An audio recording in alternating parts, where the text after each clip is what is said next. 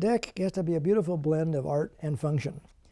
You have to have the art to get the boat up appearing nice. As my father would say, nobody really needs an ugly boat. You know, they prefer to have a much more handsome boat when you walk down the dock and you're kind of proud and say, that's my boat, rather than something that's kind of an odd shape or particularly not handsome. It's not gratifying.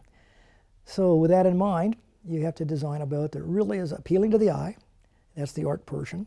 And it has to be really functional because it's a sailboat and it's an item that you have to move around on. So you have to have the physical aspects. The ergonomics have to be correct.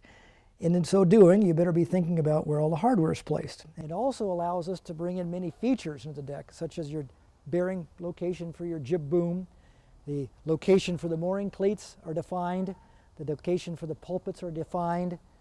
We'll even incorporate areas around the non-skid where we have hardware that's placed down on the deck.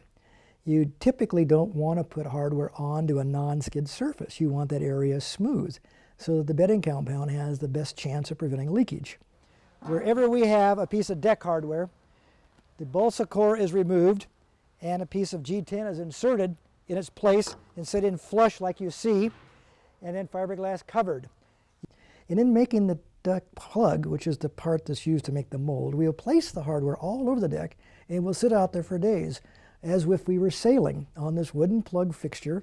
We'll have the hardware placed and we'll sit there and say, gee, is that hitting us or poking us, or does this really lead fair and correct? How does it look? Is this the right piece of hardware for the job? And then once we've decided, then we'll finalize the placement of the non-skid and then move forward with the rest of the deck plug completion.